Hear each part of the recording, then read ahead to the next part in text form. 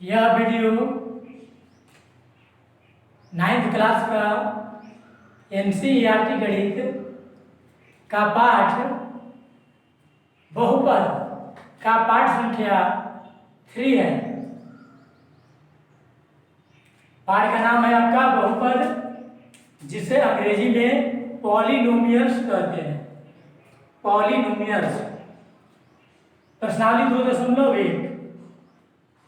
देखिए, पहला प्रश्न है,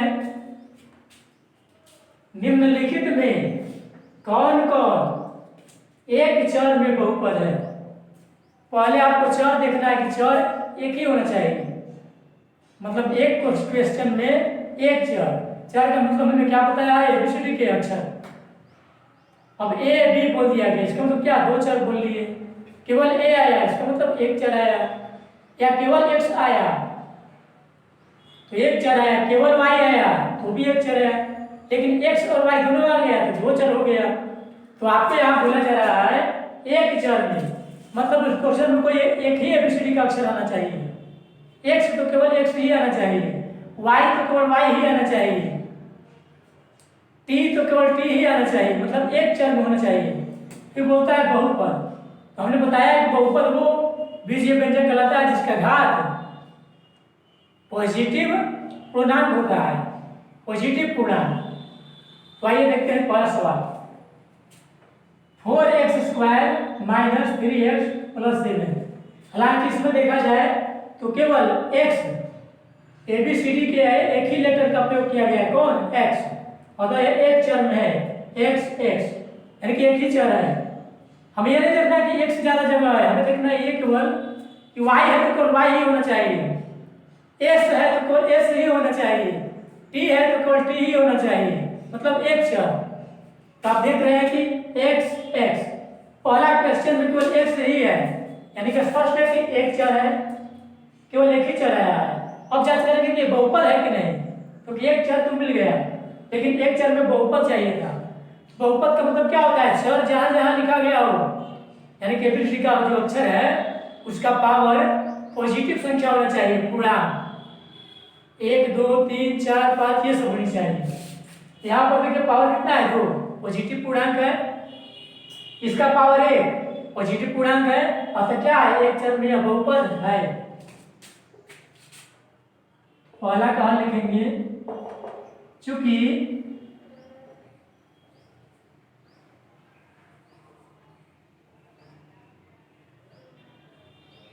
एक चर x है जिसका घात धनात्मक पूर्णांक संख्या है, इसलिए यह एक चर में बहुपद है। अब दूसरा देखिए, दूसरा पे y² + 2। हमने क्या बोला है, ABCD का अक्षर देखना है, वो पूरे प्रश्न में एक ही अक्षर को आना चाहिए। Z तो केवल Z, T तो केवल T, Y तो केवल Y। आप देख सकते हैं इसमें केवल Y आया है, अतः क्या हुआ, एक चर में हुआ। अब जो चर हुआ उसका पावर जो होना चाहिए +1 + 2 + 3 + 4, मतलब पॉजिटिव पूर्णांक होना चाहिए। आप देख सकते हैं इसका जो पावर है 2 है, यानी कि पॉजिटिव पूर्णांक है। तो क्या हुआ, ये एक चर में बहुपद है, उसको भी लिखेंगे। चूंकि एक चर y है, एक चर y है जिसका घात धनात्मक पूर्णांक है, देखिए धनात्मक पूर्णांक है, इसलिए अब एक चर में बहुपद है। आइए तीसरा प्रश्न देखिए, 3 t + t√2। अब यहाँ देखा जाए तो जो t है वर्गमूल के अंदर है, इसका मतलब क्या होता है, वर्गमूल का मतलब कितना होता है, पावर 1/2। वर्गमूल का मतलब होता है पावर 1/2। क्या यह पूरा संख्या है, 1 2 3 4 5 6, नहीं, पूर्णांक संख्या नहीं है। तो यानी कि यहाँ पर इसका ठीक है पावर 1 है पूर्णांक संख्या, लेकिन इसका पूर्णांक संख्या नहीं है पावर। हमने बोला है कि जहां जहां चर हो सबका घात पूर्णांक होना चाहिए, पॉजिटिव पूर्णांक। क्या लिखेंगे कि चूंकि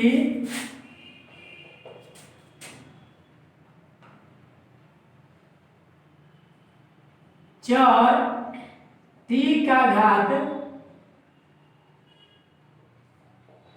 सभी जगह धनात्मक पूर्णांक नहीं है।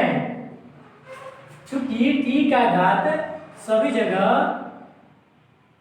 धनात्मक पूर्णांक नहीं है, मतलब पूरा पूरा अंक नहीं है। पूर्णांक मतलब क्या होता है? पूरा पूरा अंक। धनात्मक पूर्णांक नहीं है, इसलिए यह एक चर में टी नहीं है। हालांकि एक चर तो है, केवल टी आया है, एक चर है लेकिन पूर्णांक बहुपद नहीं है। हमें बोला गया है एक चर में बहुपद, न कि ये जांचना है केवल एक चर। केवल कहा होता है कि किसमें केवल एक ही चर का प्रयोग किया गया तो आपका आंसर हो जाता है, लेकिन ये बहुपद नहीं है। क्योंकि बहुपद कराने के लिए क्या चाहिए? जो पावर होता है पॉजिटिव पूर्णांक संख्या होना चाहिए, जबकि वर्गमूल का मतलब क्या होता है? पावर 1/2, जो कि पूर्णांक संख्या नहीं है। आइए अब चौथा सवाल देखते हैं। y plus 2/y। अब ये जो y है भाग में है, ऐसे लिखा गया है, इसका पावर एक है। जब ये भाग में है, इसको ऐसे आगे बढ़ाएंगे, ये भाग को बनाएंगे गुना, ये कहाँ जाएगा? ऊपर। तो भाग घटाने से क्या हो गया? जो पावर है ऊपर जाने से निगेटिव हो गया, यानी कि इसमें जो पावर क्या है? पॉजिटिव पूर्णांक नहीं है। चूंकि चर y का घात पॉजिटिव पूर्णांक संख्या नहीं है, इसलिए यह एक चर में बहुपद नहीं है। फिर से देखिए, कहने का मतलब कि y क्या है यहाँ पर? इसका ठीक है, y का पावर एक पूर्णांक संख्या है, लेकिन इसका देखिए एक है, तो भागा में है, जैसे ही ऊपर जाएगा घात क्या हो जाएगा? निगेटिव हो जाएगा। क्योंकि जब कोई बटन होता है ऊपर जाता है तो साइन बदल जाता है पावर का, ऊपर जाएगा तो निगेटिव हो जाएगा, यानी कि इसका घात क्या है? निगेटिव है, इसलिए यह एक चर में बहुपद नहीं है। अब यहाँ देखते हैं पांचवा सवाल। अब यहाँ देखा जाए तो x, y, t कितने चर हो गए? 3 चर हो गए। आपको कितना चुना था? एक चर में। इसके पास एक से अधिक चर है, ये तो आपका ऐसे ही नहीं होगा। यहाँ x, y तथा t चर है, इसलिए यह एक चर में बहुपद नहीं है। 1 2 3 यहाँ पर 3 चर हो गए, ये 3 चर में बहुपद है। अब चलते हैं नेक्स्ट क्वेश्चन की ओर। अब हमारा अगला सवाल है, निम्नलिखित में x स्क्वायर का गुणांक लिखें। मतलब x स्क्वायर जहां पर लिखा है उसके बगल में क्या से गुना किया गया है, कितना से गुना किया गया है, ये बताना है। पहला सवाल 2 + x² + x। हालांकि देखा जाए तो x स्क्वायर यहाँ पर है, इसके बगल में कितना से गुना किया हुआ है? 1 से कि 2 से या 3 से या 4 से। तो आप देखेंगे यहाँ पर संख्या दिखाई नहीं दे रहा है, इसका मतलब यहाँ पर 1 लिख सकते हैं आप, क्योंकि 1 से गुना करेंगे तो कितना आएगा? x स्क्वायर ही आएगा, यानी कि यहाँ पर कितना से गुना किया हुआ है? 1 से। पहला में क्या हुआ? x स्क्वायर का गुणांक कितना है? 1। ध्यान में चिन्ह के साथ बोलते हैं। मान लीजिए यहाँ पर निगेटिव होता है चिन्ह, -x² होता है, क्या बोलते हैं आप? -1 बोलते हैं। x स्क्वायर को क्या से गुणा किया गया है? 1 से, यानी गुणांक क्या हुआ? 1। अब यही बोला होता x का गुणांक x, तो x तो यहाँ है, इसको देखते कितना से गुणा किया है? इसका भी 1 ही से गुणा किया गया। अब आइए दूसरा सवाल देखते हैं।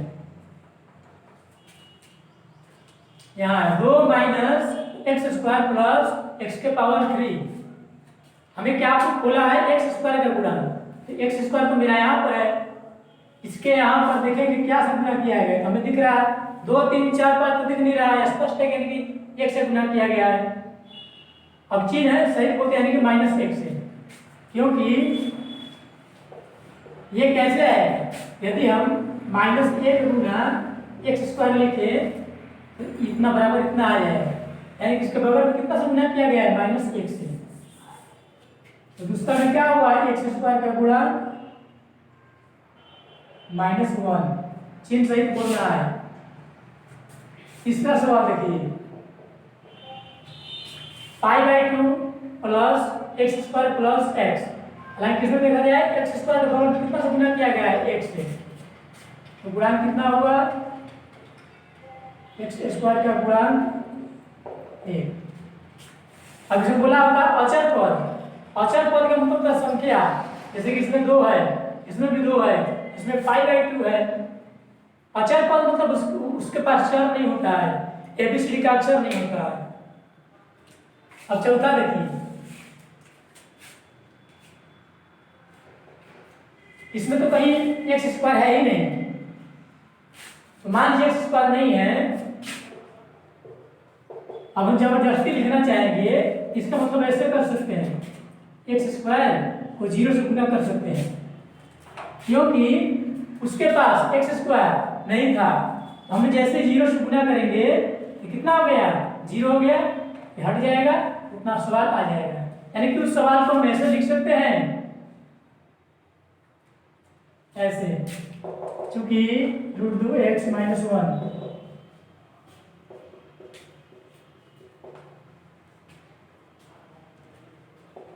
ऐसे लिखा जा सकता है। जो पद न हो उसको हम 0 से गुणा करके लिख सकते हैं। अब देखिए यहाँ पर x² का गुणांक क्या आया, 0, इसलिए x² का गुणांक बराबर 0। और आइए उदाहरण समझते हैं।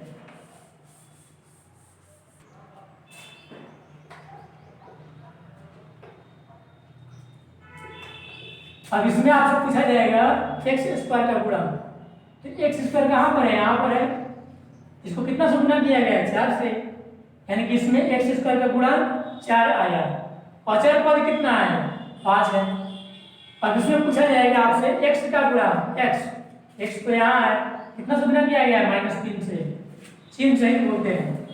इस प्रकार हम गुणांक ज्ञात करते हैं। अब चलते हैं नेक्स्ट क्वेश्चन की ओर। अब हमारा अगला सवाल है सवाल नंबर 3, 35 घात के द्विपद का, मतलब घात कितना बोला है, 35, और पद के आधार पर 2 पद होना चाहिए। घात कितना होना चाहिए, 35, पद कितना होना चाहिए, द्विपद, यानी कि 2 पद होना चाहिए। आगे कहता है, और 100 घात के 1 पदी, इसमें घात कितना, 100, पद कितने, 1, घात 100 तो पद 1, घात 35 तो पद 2, मतलब 35 घात का द्विपद का उदाहरण देना है और 100 घात का 1 पद का उदाहरण देना है। तो आपको पीछे बहुपद के पद के बारे में और घात के बारे में समझा दिया है। आइए उदाहरण देखते हैं। 35 घात के द्विपद, 35 घात का द्विपद, हमें एक उदाहरण बोला है, कहीं आपको समझा देते हैं। जैसे कि x के पावर 35 कर दिया गया प्लस x, तो इतना लिखा गया, पद कितना हुआ, पद 1, पद 2, 2 पद, क्योंकि द्विपद बोला था। इसका मैक्सिमम पावर कितना गया, यहाँ पर 1 लिखा है, यहाँ पर 35, तो मैक्सिमम में अधिक से अधिक कितना गया, 35। इसका अर्थ क्या निकला, इसका घात है 35, पद कितना है, 1, 2। इसी प्रकार और उदाहरण दे सकते हैं, t plus t² plus t के पावर 10 प्लस t के पावर 35, हालांकि इसमें 4 पद हो गया। देखिए 1, 2, 3, 4, आपको कितना पद बोला गया है, 2 पद, तो आपको 2 पद आना चाहिए, 35 जरूर होना चाहिए। तो आप किसी को जैसे कि मिटा दीजिए और इसको छोड़ दीजिए। देखिए पद 1, पद 2, 2 पद है, घात कितना है मैक्सिमम, यहाँ पर 10, यहाँ पर 35, तो मैक्सिमम गया 35। एक आप पढ़ा जाएगा 35 घात का द्विपद। इसी प्रकार से और बोल सकते हैं आप एग्जाम्पल, ऐसा ऐसे लिख सकते हैं। ये भी देखिए, एक पद, दो पद, द्विपद हो गया। पावर कितना अधिकतम गया, यहाँ पर एक्स नहीं है, मतलब यहाँ पर घात कितना है, 0। एक्स मान लो जबरदस्ती लिखोगे ऐसे, पावर कितना देना होगा, 0, क्योंकि किसी का पावर 0 तो वैल्यू 1 और 10 है कम 10, वही सवाल आ जाएगा। मतलब कोई संख्या लिखा गया था तो वहां पर चर का घात 0 होता है, यहाँ पर घात 0 है, यहाँ पर घात 35, तो मैक्सिमम घात कितना गया, 35, अर्थात इस बहुपद का घात कितना निकला, 35। और कितने पद है, कितने घात हैं, 35। घात कैसे देखते हैं, जहां जहां पर एबीसीडी का अक्षर है यानी कि चर, उसका मैक्सिमम देखते हैं, अधिकतम कितना घात गया है, वही होता है घात उस बहुपद का। बोला था द्विपद, तो पद का बंटवारा कैसे होता है, +-3। ये सब क्या है, द्विपद का और 35 घात का उदाहरण है। फिर आपको बोला था 100 घात का एक पद है, 100 घात का एक पद है। अब t के पावर 100 लिख दिया गया, कितना पद है, एक पद है, घात कितना है, 100। इस प्रकार और लिख सकते हैं, x के पावर 100, कितना पद है, एक, घात कितना है, 100। या ऐसे लिख सकते हैं 10 t² 100, या और भी लिख सकते हैं आप, s के पावर -4 s के पावर 100, ये भी कितना है, एक ही पद है। अब ये गुणान कुछ भी दीजिए, 1 दीजिए, 4 दीजिए, -4 दीजिए, 10 दीजिए, 20 दीजिए, कुछ भी, एक पद नहीं होना चाहिए। और घात कितना जाना चाहिए, मैक्सिमम 100। अब मेरा चौथा सवाल है, प्रत्येक बहुपद की घात लिखिए। ये आपको बहुपद दिया गया है, घात बताना है, तो घात की परिभाषा क्या होती है, किसी बहुपद में दिए गए चर की अधिकतम घात उस बहुपद के लिए घात कहलाता है। मतलब कोई बहुपद है तो उसमें चर देखेंगे कहाँ है, चर मतलब एबीसीडी का अक्षर जहां जहां है। अब देखेंगे कि मैक्सिमम पावर कितना गया है, मैक्सिमम, तो जितना घात मैक्सिमम जाएगा वही उस बहुपद के लिए घात कहलाएगा। जैसे पहला देखिए, 5 x के पावर 3 + 4 x² + 7x, इसमें चर कहाँ है, यहाँ है, ये भी है, ये भी है। तो चर देखेंगे, जहां जहां चर लिखा गया उसका अधिकतम पावर कितना गया, यहाँ पर 1 है, यहाँ पर 2 है, यहाँ पर 3 है, तो मैक्सिमम पावर कितना गया, 3। अतः इस बहुपद का घात कितना हुआ, 3। तो लिखेंगे पहला कि चूंकि चर x का, चर का क्या प्रयोग किया गया, x ना, चूंकि चर x का अधिकतम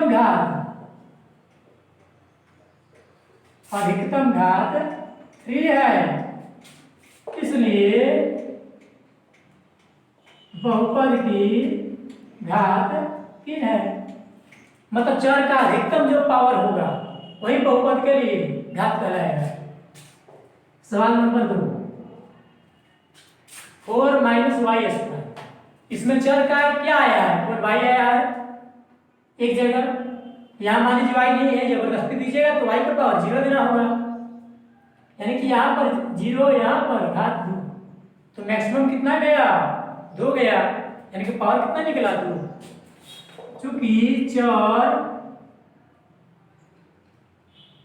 y का अधिकतम घात 2 है, देखिए पावर कितना मैक्सिमम गया, 2, इसलिए बहुपद की घात 2 है। सवाल नंबर 3, 5t - वर्गमूल 7, यहाँ पर t तो नहीं है, आप यदि t लिखेंगे जबरदस्ती ऐसे करके, पावर कितना देना होगा, 0। क्यों, क्योंकि किसी का पावर 0 तो वैल्यू 1 से गुना किया तो वही रह गया, यानी कि यहाँ पर चर के घात कितना है, 0, यहाँ पर कितना है, 1 लिखा नहीं जाता है से लिखा छिपा होता है। यहाँ पर t का घात 0 माना जाएगा क्योंकि t नहीं लिखा गया है, और यहाँ पर t का घात 1, तो मैक्सिमम घात कितना आया, अधिक से अधिक 1 आया। चूंकि चर t का अधिकतम घात 1 है, इसलिए बहुपद की घात 1 है। अब आइए चौथा सवाल देखते हैं। प्रश्न केवल 3 लिखा है, इसके पास चर लिखा गया है। आप यदि जबरदस्ती चर लिखेंगे तो उसका पावर कितना देना होगा, 0। कहने का मतलब ऐसे मान लीजिए 3 है, अब आप इसको क्या किए, 3 को मल्टीप्लाई कर दिए x से, तो अभी तक दोनों बराबर निकल आएगा क्योंकि 3x x है, इसका पावर 0 देते हैं। जैसे ही x का पावर 0 तो वैल्यू a, और 1 को गुना किया 3 तो 3, यानी कि इसको हम ऐसे लिख सकते हैं। तो देखिए घात कितना निकला, 0। यहाँ बहुपद की घात 0 है। अब चलते हैं नेक्स्ट क्वेश्चन की ओर। अब हमारा सवाल संख्या है हाइट। बताएं कि कौन बहुपद रैखिक, द्विघात और त्रिघात है। आपको सवाल दिया गया है, आपको देख करके बताना है कि कौन रैखिक बहुपद है, कौन द्विघात बहुपद है, कौन त्रिघात बहुपद है। पहले आप परिभाषा समझ लीजिए। वह बहुपद जिसका घात 1 हो, एक घात यानी कि रैखिक कहलाता है। वह बहुपद जिसका घात 2 हो, घात 2 हो, द्विघात बहुपद कहलाता है। वह बहुपद जिसका घात 3 हो, त्रिघात बहुपद कहलाता है। यानी कि आप घात पकड़ना होगा, घात कितना निकला, घात 3 निकला तो त्रिघात बहुपद, घात 2 आया तो द्विघात बहुपद, घात 1 आया तो रैखिक बहुपद। लेकिन घात पकड़ेंगे कैसे, तो जो एबीसीडी का अक्षर दिया होता है यानी कि चर, देखते हैं कि मैक्सिमम पावर कितना गया, वही उसका घात होता है। जैसे पहला सवाल x² + x, इसमें चर कहाँ है, यहाँ है, यहाँ है, यहाँ भी है, यहाँ भी है। तो देखा जाए यहाँ पर चर का घात कितना है, 2, यहाँ पर चर का घात है 1, तो मैक्सिमम कितना गया, अधिक से अधिक, अधिक से अधिक घात कितना गया, 2। इसलिए क्या हो गया, इसका घात कितना निकला, 2। जब इसका घात 2 है तो नाम क्या होगा, द्विघात बहुपद। चूंकि बहुपद का घात 2 है, इसलिए यह द्विघात बहुपद है। चूंकि बहुपद का घात 2 है, इस बहुपद का घात 2 है, इसलिए यह द्विघात बहुपद है। आइए सवाल का उत्तर देखिए। x घात कितना है, 1, यहाँ पर भी x घात कितना है, 3, तो मैक्सिमम पावर कितना गया, 3 ना, इसका घात कितना निकला, 3, तो 3 घात का नाम क्या पड़ेगा, त्रिघात। लिखेंगे चूंकि बहुपद का घात 3 है, इसलिए यह त्रिघात बहुपद है। सवाल नंबर 3 देखिए। y यहाँ पर पावर कितना है, 1, पुनः y इसका पावर कितना है, 2, यहाँ y नहीं है मतलब पावर 0, तो अधिकतम कितना निकला, 2। चूंकि बहुपद का घात 2 है, जब घात 2 है तो नाम क्या पड़ेगा, द्विघात, इसलिए यह द्विघात बहुपद है। अब सवाल नंबर 4 देखिए। 1 + x², यहाँ पर एक ही जगह ना चर आया है, चर कितना पावर दिया, 2।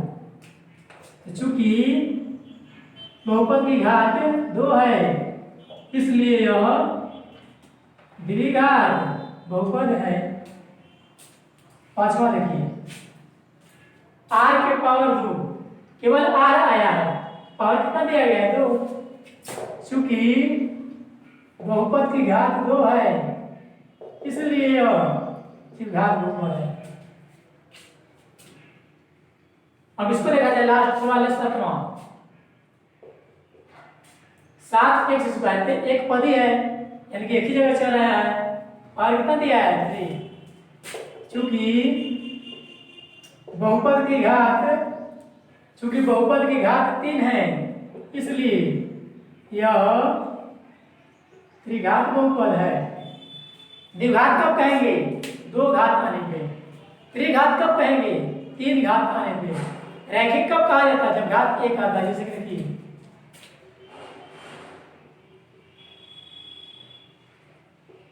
ऐसे लिख दिया गया। यहाँ पर चर कहाँ है? यहाँ और कितना है? इसका घात निकला कितना बहुपद का? 1। ये क्या हो गया? रैखिक। आपके सवाल में एक भी रैखिक नहीं आंसर आया। तो बच्चों इस प्रकार हम लोग देखें 2.1 के प्रश्नावली के सभी प्रश्नों का हल हो गया। अब हम लोग नेक्स्ट प्रश्नावली नेक्स्ट वीडियो में देखेंगे। देखिए यहाँ पर सवाल नंबर ये 6 का हमने शुरू किया है।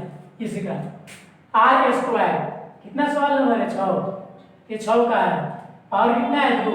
बहुपद की घात 2 है, इसलिए द्विघात बहुपद है। यहाँ जो 5वां सवाल है इसको छूट गया है। देखिए यहाँ पर 3t और कितना निकला? 1। तो लिखेंगे क्योंकि बहुपद की घात 1 है, इसलिए यह रैखिक बहुपद है। इस प्रकार अब समाप्त हो गया।